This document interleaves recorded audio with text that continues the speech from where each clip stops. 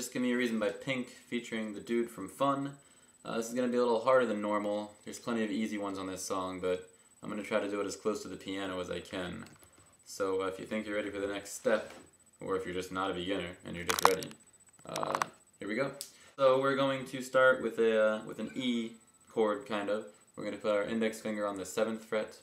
We're going to put our ring finger on the 9th of the G, and the middle finger right in between on the 8th of the B. Now we're going to use our index, in addition to fretting that 7th fret, to mute the strings. I'm letting it lay straight across. So I'm not pushing down the rest of them like a bar chord, I'm just pushing down that one note. But I'm letting it lay across, so I'm muting the D string and the high E with my index finger. I'm also kind of touching the low E, so that's muted too.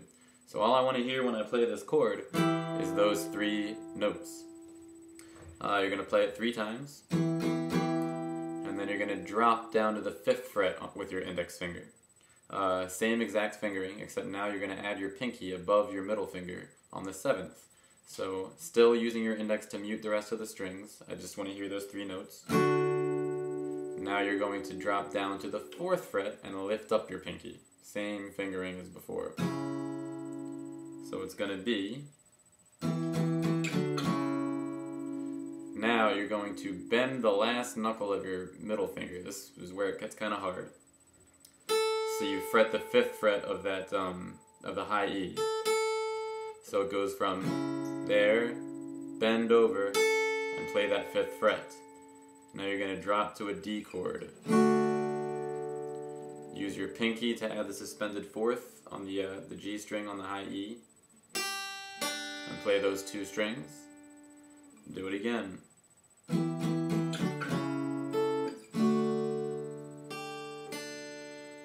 You do that one more time, I think. Alright, then you go to a normal C chord. If you've watched my other videos, you know I like to wrap my thumb around just to mute that low E.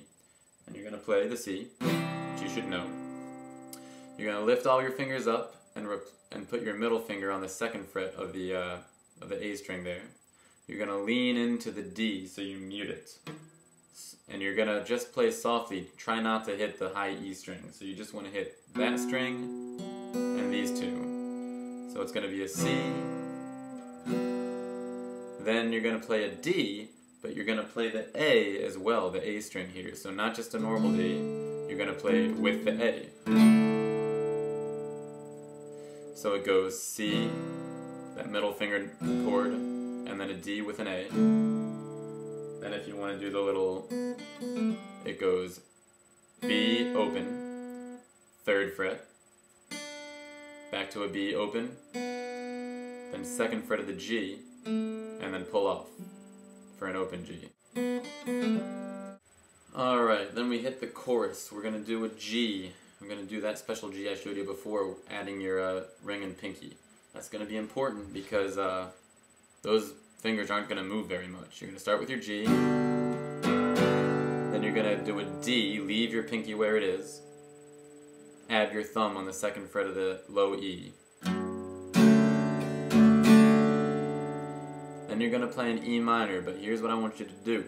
I want you to play the E minor with just your index finger. Smash down both strings, both of these, with your index finger. Try to get them. It's going to matter later, because now you're going to use your middle, which you would have been using for the E minor, to get the 2nd fret of the high E string. So watch what happens. From the G, then to the D with the thumb, then to an E minor just with your index finger. Notice that these 2 fingers have not moved yet. You're sneaking up your middle finger to the 2nd fret of the high E, because now you're going to lift up your pinky and then lift up your middle finger, and now you're trying to just hit that B string, which is your 3rd fret, so it goes. Then you're going to play that B chord kind of from before, and then to a D.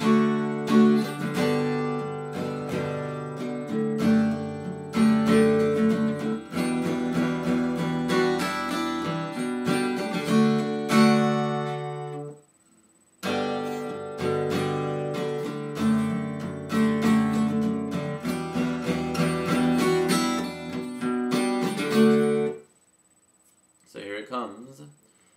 Just give me your reason.